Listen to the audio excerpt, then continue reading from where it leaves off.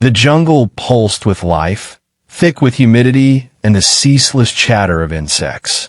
Towering trees formed a canopy so dense that only thin blades of sunlight cut through, casting golden shafts onto the tangled underbrush.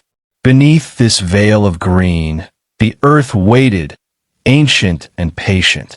From orbit, the Galactic Consortium's warships hovered with serene superiority. For millennia, they had conquered with speed and precision, sweeping aside primitives with their unrivaled technology. Earth was designated Tier 4, undeveloped, rich in biomass, and strategically insignificant, until rare minerals were detected beneath its equatorial jungles. The verdict was swift: acquisition through occupation. Fleetmaster Kraith observed the planet's surface from his command bridge. His biolenses zoomed into the writhing green mass. "We land here," he scoffed. "This infestation?" "Yes, Fleetmaster," responded the analyst drone. "The mineral deposits lie beneath what locals call the Amazon rainforest. Deploy the Pathfinders. Scorch anything that resists." 30 drop pods screamed into Earth's atmosphere, trailing plasma and arrogance. When they landed, the jungle didn't so much as flinch. The aliens disembarked in sleek armor, exosuits humming quietly, visors scanning for threats. The jungle offered none, only heat, moisture, and noise. They laughed, confident. There was no standing army in sight. Kraith's ground commander, Vrex, led the incursion unit. Nearly 8 feet tall, built like a fusion of insect and metal, he viewed Earth's wilderness as a mere inconvenience. "Activate terrain pacification drones," he barked. "Begin base construction." The first 36 hours went smoothly. Trees fell, clearing land. Drones erected prefabricated outposts. Sensor grids were deployed, and by consortium standards, the operation was routine. Then, Unit K-7 went silent. A routine patrol of 4 heavily armored soldiers, armed with plasma rifles and a recon drone, vanished without activating distress beacons. Vrex barely blinked. Equipment failure. Send K9. Double patrol. 2 hours later, only Static answered the call. Kraith frowned at the data reports. "I want eyes on what's happening." The jungle watched. Sergeant Roll Moreno crouched beneath a curtain of vines, sweat clinging to his skin beneath layers of netting and shredded foliage. His ghillie suit blended him into the forest so completely that not even thermal scanners could distinguish him from the undergrowth. He didn't move. He didn't need to. Through his scope, he saw the second alien patrol. They moved in a staggered line formation, as if they were expecting resistance from straight ahead. Moreno smirked. Arrogance always made people predictable. He tapped his shoulder once, silent signal. Around him, his unit shifted imperceptibly, trained, disciplined, invisible. The Jungle Special Forces had no official insignia. Their names weren't in public records. The men and women in this team had trained for years in Earth's most hostile environments, not just to survive, but to become part of the ecosystem. A soft rustle to his left meant Santos was in position. One click on the comm bead. Ready. Another rustle to his right. Takano's voice came through, low and calm. Wind steady. 5 knots eastward. Copy, Moreno replied. The aliens reached the designated kill zone, a narrow strip of uneven ground flanked by root systems and elevated brush. Moreno whispered, "Execute." The jungle erupted, but not with noise. It was sudden motion, precise chaos. 2 aliens fell instantly, silenced by suppressed rounds to their visors.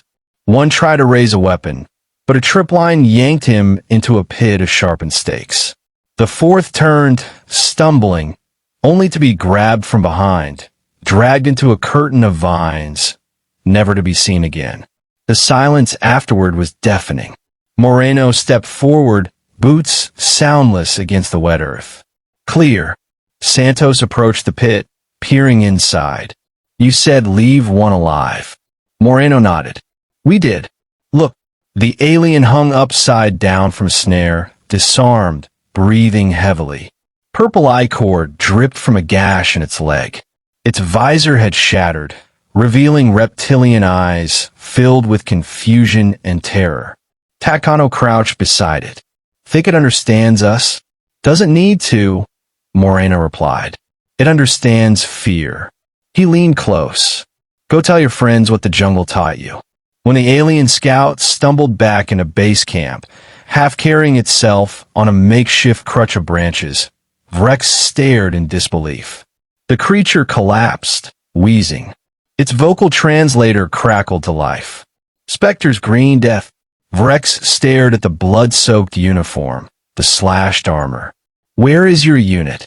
Gone. Taken. Traps. They move with the forest. Vrex snarled. No enemies were detected. No eyes, but they see everything. Vrex stepped outside the command tent. The jungle loomed, vast and unbroken, even after their machines had cut through it. Somewhere out there, something primitive, yet lethal, was watching them.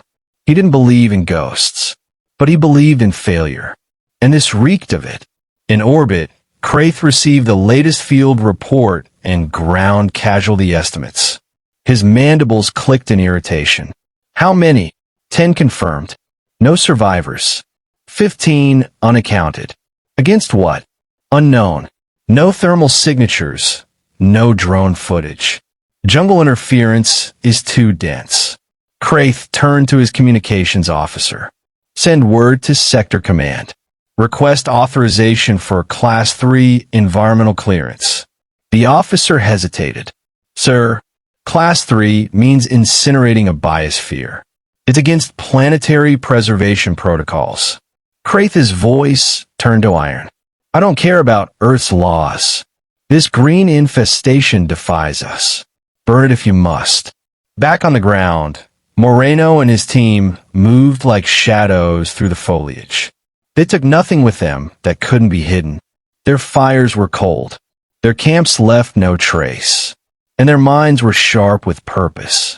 What do you think their next move is? Santos asked that evening, crouched beside a tree root. Retaliation, Moreno said. They'll either send more firepower or start burning. We ready? We're home, he said simply. There was a pride in their unit. Not loud or boastful, but bone deep. They had trained in silence, fought in places the rest of the world forgot. And now, they faced an enemy who thought the jungle was something to conquer. Let them try.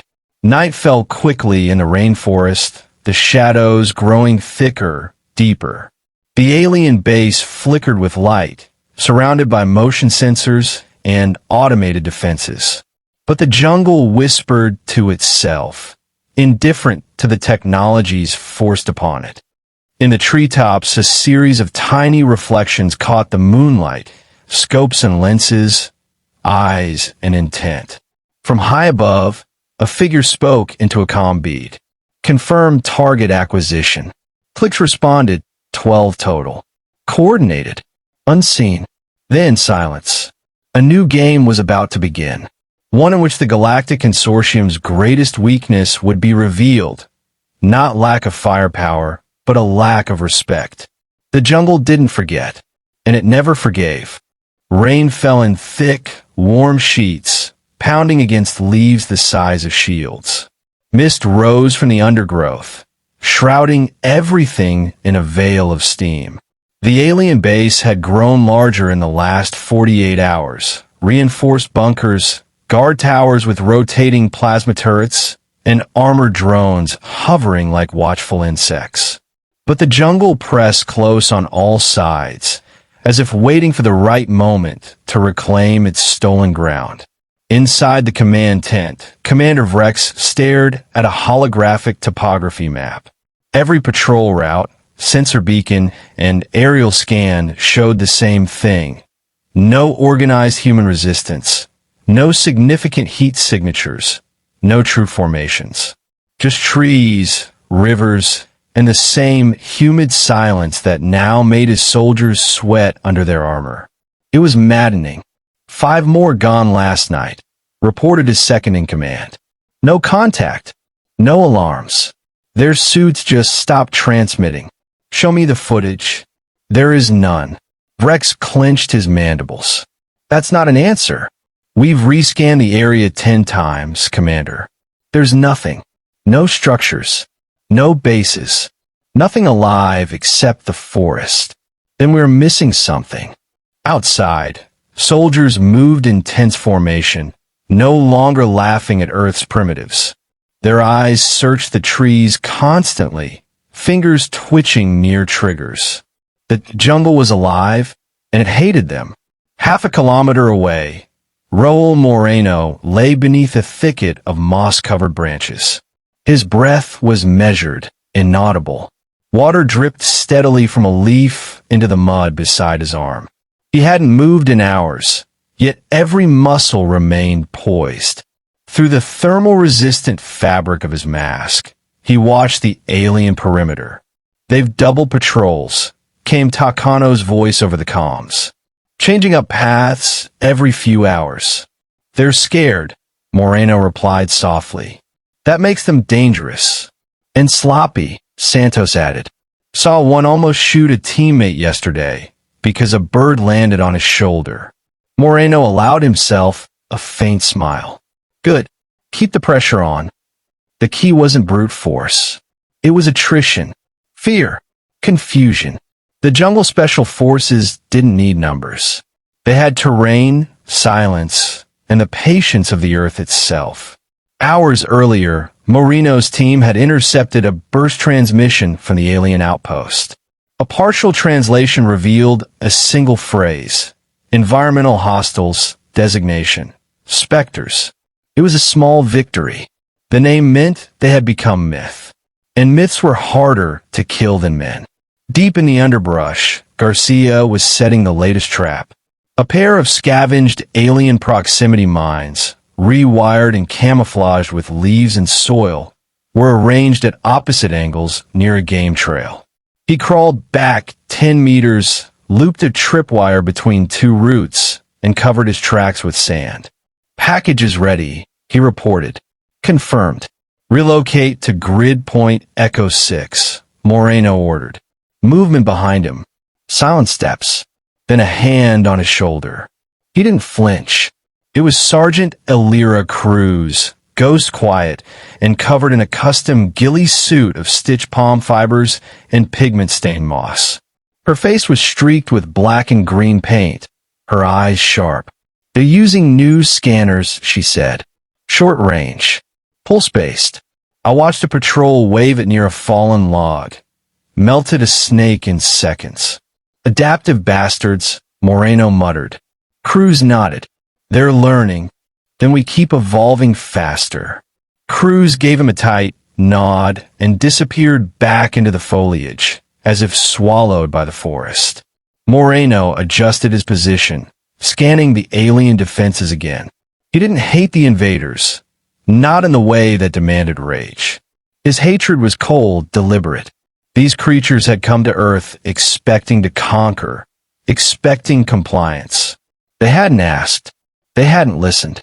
They had simply descended with their machines, their arrogance, and their contempt for anything not stamped with Galactic protocol. So Earth would remind them what happened when the Wild fought back. 2 days earlier, his unit had taken down a patrol using sound alone. They'd recorded and looped the cries of wounded soldiers from previous encounters, hidden tiny speakers in the trees, and led the aliens on a ghost chase for over an hour before cutting them off in a canyon. The only weapon fired had been a machete. Psychological warfare was more effective when the enemy couldn't admit they were afraid. Back at the alien base, Commander Vrex paced along the perimeter fence. The rain had turned into a drizzle, but the sky remained cloaked in gray. Every rustle in the leaves beyond the lights made soldiers flinch. He knew it. He could feel the discipline of his ranks eroding. "We were promised a primitive world," he said aloud, speaking to no one in particular. The surveillance tech beside him responded cautiously. "We believe these humans are a specialized group, isolated, unrecorded in the data archives. They are ghosts," Rex hissed, "and they are bleeding us with nothing but terrain and Stone Age tactics." He looked past the fence into the trees. Something shifted, so subtle he nearly missed it. A branch, too slow in its sway.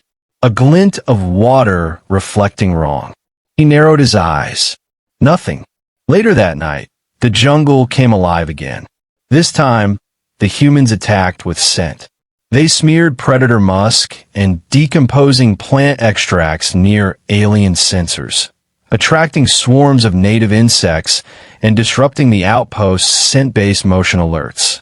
The swarm grew thick, stinging exposed sections of armor, shorting out ventilation fans.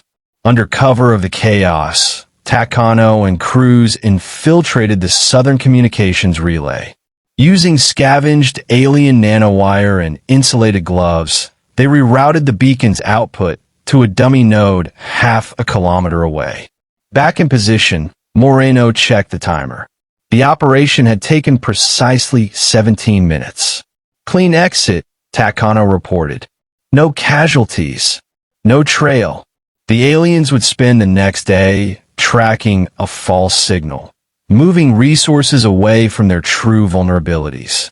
Moreno watched the glowing lights of the base dim from his vantage point. The jungle was beginning to win.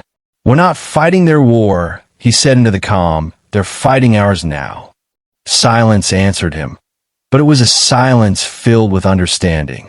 Each member of the team was a weapon, not just trained but transformed by the environment. They had endured malaria, starvation drills, psychological stress, weeks without contact, and the brutal pressure of disappearing completely. Now, that training was bearing fruit. Santos, who had once survived for 14 days in the Congo Basin without support, now led the southern flank. Garcia, a former engineer turned demolition expert, had crafted more traps from jungle materials than the aliens could detect. Cruz, patient and deadly, was the shadow that never blinked. And Takano, once a botanist, had turned the forest itself into a tool of war. They weren't soldiers in the conventional sense. They were the jungle's answer to invasion. As the alien search party moved deeper into a ravine filled with noise and false leads, Moreno whispered to himself, "Let them go deeper. Let them think they're chasing us." He watched their forms fade into the mist, then shifted his weight and melted back into the foliage. Somewhere, an alien stepped on a false root. A hiss, a click, an explosion. The jungle answered, and it was only just beginning. Smoke curled upward from the crater, thin and acrid, carried by the jungle's breath. It mingled with the morning mist, coiling between tree trunks and high branches like serpents made of vapor. The detonation had been small, precise, not designed to destroy, but to remind. The invaders had stepped forward again. The jungle had whispered no. Commander Vrex stood at the rim of the blast zone, his mandibles tight with frustration. The scout squad was gone, 3 more lost. Their armor lay scattered in warped pieces among the roots, discolored by sap and alien blood. No bodies. The humans always took the bodies. "They want us off balance," his aide said quietly. "Always removing evidence. It's ritualistic. It's psychological," Vrex growled. "A primitive strategy. Manipulative. Disrespectful." His aide glanced at the jungle edge. "Effective." Vrex turned and stormed back toward the forward base, brushing past nervous sentries. Every soldier he passed bore signs of strain, armor dirted and dented, movements twitchy, eyes scanning without focus. They no longer moved with mechanical precision. Paranoia had seeped in like water through cracked plating. He He reached the operations hub and slammed a clawed hand onto the console. Initiate thermal sweep, full range. Already in progress, the technician replied, fingers fluttering over controls. We've calibrated for higher humidity variance, but the screens flickered. For a moment, just a moment, a humanoid heat signature appeared near the eastern ridge. Then gone. Rewind, Rex demanded. The tech complied. The signature appeared again, barely more than a ghost between temperature differentials. They're getting bolder, Rex muttered. Or careless. Moreno wasn't careless. He was baiting. From a hidden alcove carved into the side of a shallow hill, he watched the alien scanning drones drift past like oversized beetles. Their sensors were good, but not perfect. He'd slathered his suit in a paste made from clay, moss, and carbon ash, breaking up his thermal imprint. And he'd let them glimpse him. Briefly. Just enough. The scan bait worked. He whispered into his mic. They're focused east. Cruz's voice responded through a soft crackle. We're clear to move on the west relay. Proceed. 10-minute window. Don't leave anything behind. Understood. He shifted position, crawling backward on his belly. The foliage swallowed him whole within seconds. He had spent years learning how to listen to the jungle, its rhythms, its warnings. Now, he could feel when it wanted to help him. The vines, the mud, the uneven canopy, all could be tools, if he respected them. Downhill, he met Takano near a fallen saber tree. The man's face was partially hidden by a scarf soaked in citronella and crushed leaf oil. In one hand, he carried a bundle of seed pods wrapped in fiber twine. Explosives by another name. They're trying to adapt, Takano said. They're failing, Moreno replied. They won't fail forever. That's why we don't stop moving. Takano nodded and glanced at the horizon. We'll need to disable that long-range comms array soon. They've been pulsing toward orbit. Moreno followed his gaze. The tallest structure in the alien camp pierced the canopy like a needle, bristling with antennae and shielded plates. They'd kept it powered but mostly dormant. Until now. If they call reinforcements, Takano began. They'll drown the whole jungle in fire, Moreno finished. Vrex stood beneath the towering communications array as it activated, a low hum resonating in his chest. Blue energy pulsed up its spine, gathering into a focused beam pointed toward the clouds. He folded his arms and watched it flare. We're broadcasting an encoded request to Sector Command, said his aide. Additional forces, orbital clearance, environmental suppression, authorization, pending, but the beacon will reach them in hours. Rex exhaled slowly. Let them come. I'm done losing warriors to ghosts. From the shadows beyond the perimeter, Garcia squinted through his binoculars. Arrays live. Cruz adjusted the dials on a handheld disruptor. EMP won't work. Too well shielded. Then we go analog, Moreno said from behind them. He slid beside them, checking the layout. Garcia, plant charges on the eastern leg. Cruz, we cut power from the primary trunk line. Takano, and I'll handle sabotage. Once it's down, we scatter. Garcia's eyebrows lifted. No detonation. Not unless we're seen. This isn't about noise. It's about taking away their voice. They moved under cover of dusk. Shadows deepened, merging with the natural camouflage that clung to their suits. The alien camp was quiet, overly so. Soldiers remained inside the barracks. Drones floated, but slower now, overloaded with data, confused by the shifting jungle. Garcia vanished beneath the scaffolding of the array support beams, slipping a pair of magnetic charges into recesses. Cruz found the junction box embedded in the undergrowth, pried it open, and began severing cables with wire clippers. Sparks sizzled, followed by a faint flicker as backup systems kicked in. Not fast enough. Inside the array's service hatch, Takano and Moreno worked together. Takano used an improvised crystal wedge to fry the pulse converter, while Moreno sabotaged the stabilizers with a blend of sugar resin and oxidizer that would weaken them gradually. "Time," Takano whispered. 3 minutes. Then we vanish. They didn't have to run. They simply walked away and let the jungle cover their scent and footprints.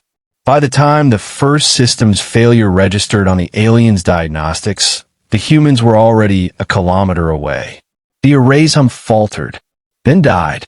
When it collapsed an hour later under its own weight, crushed by the failure of its support structure, the sound carried for miles. At the alien base, chaos erupted. Vrex stormed from his quarters to find his most prized structure lying in a twisted heap of metal and flame. "How did this happen?" he roared. "Internal failure." "No breach," someone shouted. "But it was sabotage. Coordinated. Intelligent." Vrex turned in circles, scanning the jungle beyond the ruins. For the first time, he felt something foreign in his chest. Not fear, humiliation. Santos met the others at a rendezvous carved into a ravine behind a waterfall. She was soaked, bruised, and grinning. "That was Art," she said, tossing her backpack onto a dry stone. Saw their techs chasing smoke signals like toddlers. Garcia handed her protein bar. "They'll feel that one." Moreno nodded. "But now they're desperate. They'll escalate." Cruz leaned against a boulder. "Then we go deeper. Underground if we have to." "No," Moreno said. "Now we bring the fight to them." The others looked up. He continued. "We've kept them off balance. Bled them slowly. But if they're calling for fire from the sky, we can't afford to let them regroup. Next time, we don't disappear after a hit." Santos tilted her head. "You want to finish them?" "I want them to leave," Moreno said. "And I want them to remember why." Outside the ravine, the jungle swayed in the wind, branches creaking, roots pulsing with unseen life. The invaders had thought Earth was a backwater. They thought the wilderness could be mapped, contained, destroyed. But it had teeth. And now, it was beginning to bite back. The jungle was no longer just terrain. It had become an extension of the team, alive with intention, cloaked in history, and armed with vengeance. Even the insects seemed to buzz in rhythm with the mission. Rain drizzled through the canopy in slow motion, each droplet catching the dim light from above and falling like molten glass. Moreno crouched at the edge of a ridge overlooking the alien compound. What was once an orderly grid of prefabricated structures and steel walkways now looked more like a barricaded colony under siege. Sandbags lined the perimeters. Spotlights swept continuously in overlapping arcs. Soldiers, once haughty and upright, moved hunched, twitching at every branch that shifted too loudly in the wind. "They've doubled their interior guard," Cruz reported from behind a screen of ferns. "Less patrols in the forest. They've given up on hunting us." "That's their first smart decision," Takano muttered, checking the timing device on his wrist. Moreno didn't smile. There was no joy left in this. No thrill of outsmarting a superior force. They had reached the final phase, and the pressure bore down like a monsoon cloud. Mistakes would now be fatal, for them and for the forest they protected. "We strike at first light," he said. "Hit all fronts. Overwhelm, disorient, then vanish." Santos adjusted the scope on her rifle, nodding silently. Garcia glanced at his satchel of handmade explosives and checked the latches. No one questioned the plan. "You're sure about this?" Cruz asked after a pause, her voice barely audible. Moreno looked out over the compound again. "If they contact orbit again, this jungle becomes a crater. We stop them now or lose everything." Below, the aliens prepared for another night of watching shadows. They did not know it would be their last. The strike began in silence. At 0500, A series of small, synchronized detonations cut power to the northern sector of the base. Generators died mid-cycle. Spotlights blinked off. In the darkness, panic ignited. Soldiers yelled over comms. Drones lifted erratically into the sky, only to be grounded moments later by short-range EMP bursts hidden in tree hollows. Moreno led the charge through the eastern fence, slicing through it with acid-laced sap refined from local vines. He moved like a shadow, boots whispering across soil, machete low and ready. He dropped the first sentry before the alien had a chance to raise its rifle. Cruz and Takano flowed in behind him, silent and efficient, slipping between structures like smoke. They avoided large confrontations, targeting key systems, fuel reserves, communications nodes, control panels. Each was sabotaged with precision and speed. Garcia and Santos hit the barracks, not to kill but to trap. Doors jammed shut, fire suppression systems rigged to lock from within, hallways flooded with chemical fog designed to disorient without permanently harming. These were soldiers, yes, but not all deserved death. Some had simply followed orders into the wrong war. The chaos reached a fever pitch within 10 minutes. Alarms failed to sound. Orders were shouted, but contradicted themselves. Commander Vrex, half-dressed and wide-eyed, stumbled into the central courtyard clutching a pulse rifle. "Find them," he roared. "Exterminate the infestation." A dart hissed through the air and struck the ground beside his foot. He looked down.